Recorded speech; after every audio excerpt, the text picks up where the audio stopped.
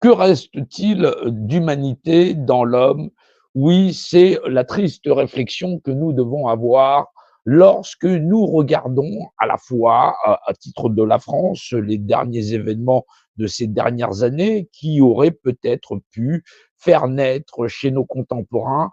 une pensée sereine sur certaines même, je dirais, sur le devenir du genre humain, chose qui ne s'est pas vue venir. Et lorsque nous regardons l'ensemble des réseaux sociaux planétaires, il en soit, nous nous apercevons tout simplement qu'il n'y a pas de regard humain sur les situations. Bien sûr qu'il y a, bien sûr, lorsqu'on voit des conflits comme au Moyen-Orient, des gens qui vont s'indigner sur le sort de pauvres gens, d'être pauvres gens, je dirais, qu'ils diront plutôt,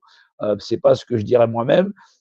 mais de ces pauvres gens qu'on bombarde ici, de là, au Moyen-Orient, en Afrique ou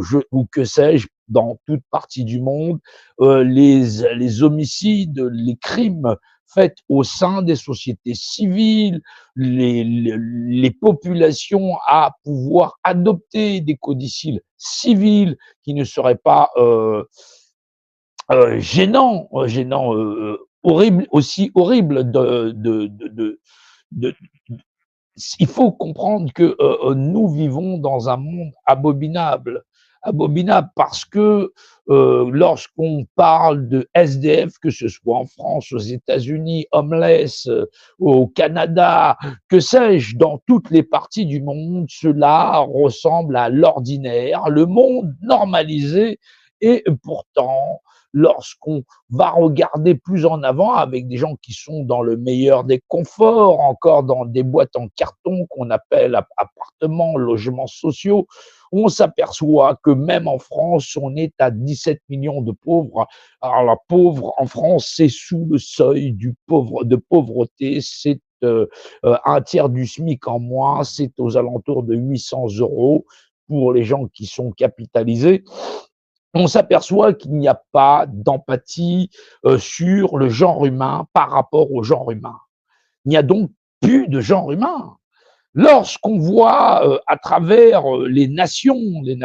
nombreuses, et pourtant on peut regarder ce monde avec beaucoup de recul. Aujourd'hui, on dit les gens sont partis sur la Lune, ils envoient des satellites dans l'espace. Euh, Prenons un peu de hauteur, mais regardons fondamentalement à quoi s'affairent les hommes, à quoi ils se réunissent.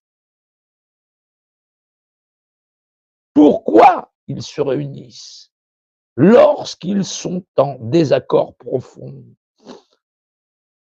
Nous observons des mécanismes profonds dans la gestion du genre humain où les humains sont attirés vers des urnes pour tout type de motifs, que ce soit pour des municipales, des cantonales, pour élire des députés, des présidences, leurs élites, leurs dirigeants. Et les hommes se pressent en nombre en disant: moi je vais voter pour ça, pour ça, pour ça. Ils ne comprennent pas qu'ils sont les premières mains à fabriquer la douleur de demain, puisque ces législateurs partout dans le monde, et là aujourd'hui avec sans grand recul, parce qu'il ne faut pas en avoir beaucoup, de voir des gens attablés à même table, partir en vacances ensemble, les voir dans des loisirs, organiser des spectacles mondiaux, nationaux, internationaux, là où on voit ces grandes confréries du compas de l'équerre, j'en passe, sous toute forme de secte, quelle qu'elle soit. On s'aperçoit que les hommes se réunissent en nombre, non pas simplement pour discuter du sort des hommes et de l'humanité, ça c'est aux mains des élites, puisque les populations elles-mêmes vont plébisciter leurs candidats, les mettre en place et ensuite se mettent à pleurer en courant dans les supermarchés pour s'acheter des mouchoirs.